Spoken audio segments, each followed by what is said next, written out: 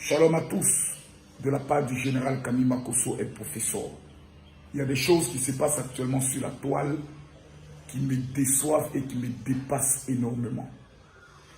Voyez-vous, quelqu'un me dira, mon général, est-ce que lorsque toi tu es victime de calomnie, lorsque tu es vilipendé sur les réseaux sociaux, est-ce que souvent certains de tes amis pasteurs prennent le soin, ne serait-ce de faire un petit post dans le but de te soutenir ou ne serait-ce t'appeler dans le but de t'apporter le soutien et autres. Et j'ai constaté avec un regret, allez, merci.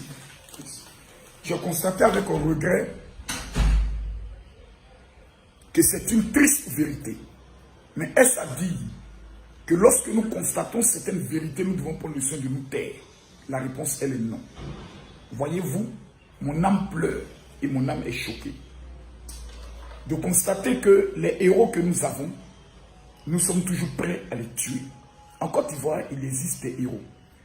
Et depuis que j'ai été élu en tant que président de la commission, j'ai pris un engagement ferme. Ne jamais attaquer un collègue pasteur.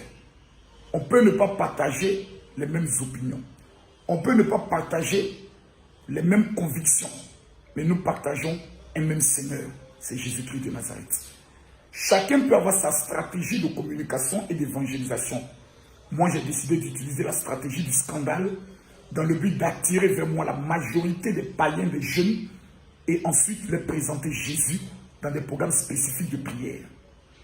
Je vois aujourd'hui que l'un des nôtres, qui est le pasteur Mohamed Sanogo, que je ne connais pas personnellement, on s'est déjà rencontré peut-être 1 à 2 fois, mais nous ne partageons pas le même réseau, nous ne partageons pas les mêmes stratégies, mais je salue et respecte le travail effectué par cet homme, qui non seulement au nord de la Côte d'Ivoire, où pratiquement aucun pasteur connu ne va organiser des campagnes d'évangélisation dont moi-même, cet homme prend de son argent.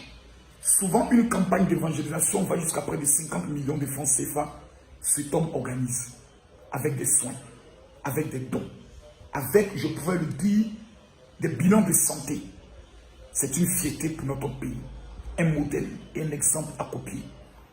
Aujourd'hui, pour une prédication poussée par l'esprit, d'où certaines personnes n'ont pas la dimension ou la capacité, dont plusieurs n'ont pas la capacité de comprendre, ou même encore l'humilité de chercher à s'approcher dans le but de simplement demander.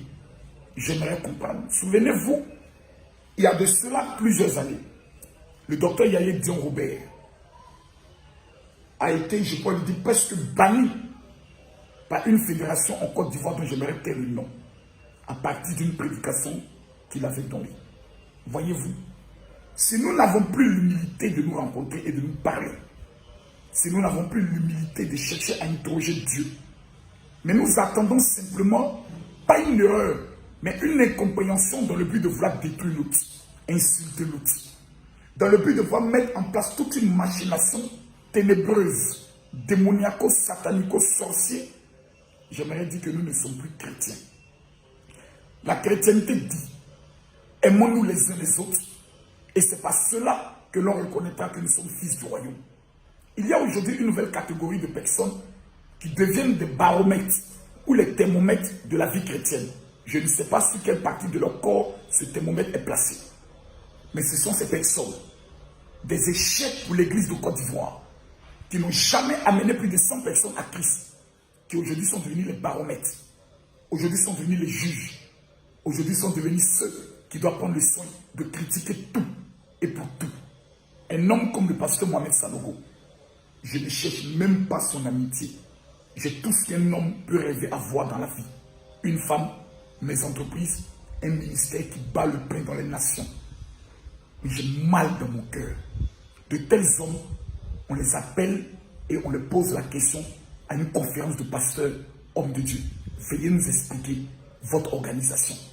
Quand on parle d'un modèle d'organisation, un modèle d'humilité, un modèle de simplicité, c'est des hommes tels que le pasteur Mohamed Sanogo, qui lorsque vous regardez leur visage, vous ne voyez aucune haine, aucune méchanceté, mais des personnes qui soutiennent plusieurs familles.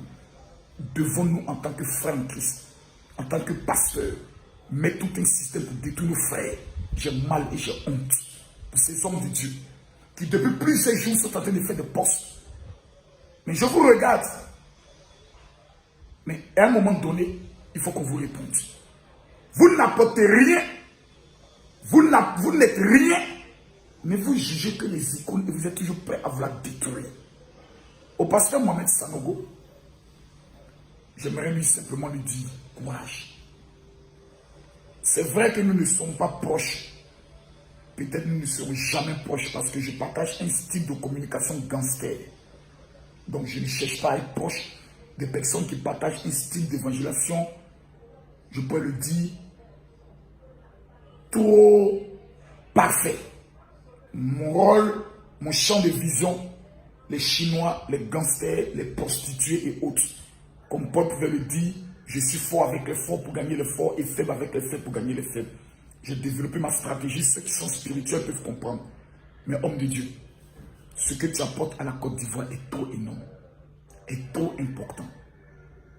À toutes ces églises, à tous ces pasteurs, quand vous voyez que votre père spirituel commence à vivre ces genres d'attaques, c'est qu'il doit passer à un niveau supérieur. Vous devez entrer en jeûne et prier pour votre pasteur.